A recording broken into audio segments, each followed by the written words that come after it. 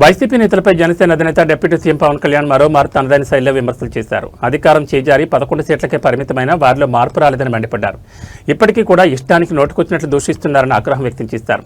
11 సీట్లు వచ్చినా సరే భాష విషయంలో వెనక్కి తగ్గమనే రీతిలో వైసీపీ నేతల ప్రవర్తన ఉంటోందని సెటైర్లు వేశారు. మీకు ఒక్క సీటు వచ్చినా తగ్గకండి, అలాగే ఉండండి అంటూ చురుకులు అంటించారు. మంగళగిరి సీకే కన్వెన్షన్ హాల్లో జనసేన పార్టీ నిర్మాణ సారథుల సమాచార సేకరణ కమిటీల సమావేశంలో పాల్గొని పవన్ కళ్యాణ్ మాట్లాడారు. అధికారం ఉన్నప్పుడు ఇష్టానికి తిట్టేసి ఇప్పుడు భాషపై జ్ఞానోదయం కలిగిందా అంటూ పవన్ కళ్యాణ్ ప్రశ్నించారు. జనసేన కాకినాడ రూరల్ ఎమ్మెల్యే పంతం నానాజీ మాటలపై వైసీపీ అభ్యంతరం వ్యక్తం చేస్తున్న నేపథ్యంలో ఈ మేరకు పవన్ చురుకులు అంటించారు. వైసీపీకి ఇప్పటికైనా బుద్ధి వస్తే సంతోషమన్నారు. వైసీపీ నేతలు తమను తిట్టకుండా ఉంటే పార్టీ నిర్మాణంపై దృష్టి పెట్టి బలపడతామన్నారు. కాదు, తిడతామంటే మిమ్మల్ని తిట్టి బలపడతామన్నారు.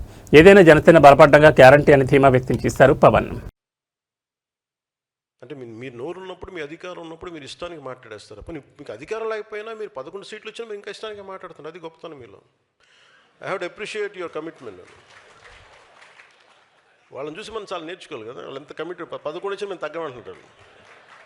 మీరు తగ్గకండి, మీరు ఒకటి వచ్చినా తగ్గకండి, అలాగే ఉండండి.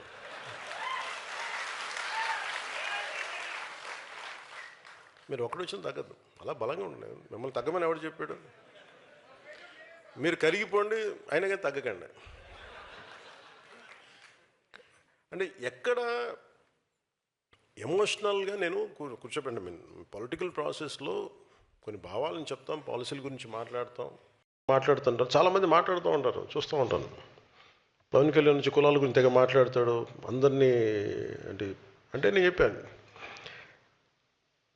నేను ఎప్పుడు కులం కార్డు తీసుకుని నేను ఎప్పుడు పాలిటిక్స్ చేయను కూడా భవిష్యత్తులో. నేను రాష్ట్రం బాగుండాలి లేదా దేశం బాగుండాలి, మానవత్వం చచ్చిపోకూడదు, ఈ మూడింటి మీదే ఉంటుంది. కులం ఎప్పుడు కూడా ఇంటి గడప లోపల ఆగిపోవాలి, నేను కోరుకునేది అదే. వాళ్ళ వైసీపీ నాయకుడిని తగ్గించాలని ఎందుకు అనుకుంటాను? మీరు ఇష్టారాజ్యంగా మాట్లాడేసి, గౌరవ ముఖ్యమంత్రి చంద్రబాబు గారి మిస్సెస్ గురించి మాట్లాడేసి ఇష్టారాజ్యంగా మాట్లాడేసి అసలు మేమేం మాట్లాడదు. మీరు ఇప్పుడు సడన్గా కూర్చోబెట్టి మీరు మహానుభావుల్లో అయిపోయాం మేమందరం. ఇష్టానికి తిట్టేసి ఒక 10-12 సంవత్సరాలు సడన్గా మీకు రియలైజేషన్ వచ్చింది ఈ రోజున. మీకు సరే, ఈ రియలైజేషన్ మీకు ఎంత వస్తుందో నేను చూస్తాను, సంతోషం. మీరు రియలైజ్ అయ్యి మమ్మల్ని ఏం అనకూడదు అనుకుంటే అసలు మా పార్టీ నిర్మాణానికి బోల్డ్ మా వాళ్ళంతా మిమ్మల్ని తిట్టడం మానేసి మా పార్టీలో మా శివను, మా దేవర శివ గురించి, మా మునీర్ హసన్ గురించి మేము ఎత్తుకుంటాం. వాళ్ళ నాయకులు తీసుకునే బాధ్యతలు మేము ముందుకెళ్తాం. మీరు తిట్టడం ప్రారంభిస్తే మేము మా వాళ్ళని ఎత్తుకోవడం మానేసి మీకు బదులు ఇవ్వడం టైం అయిపోతుంది నాకు. సో మీరు తిట్టకపోతే ఖచ్చితంగా మేము బలపడతాం, సంతోషం. లేదు మీరు తిడతానంటే కూడా మేము తిట్టి మేము బలపడతాం. ఏదైనా మేము బలపడటం గ్యారంటీ. Choice is yours.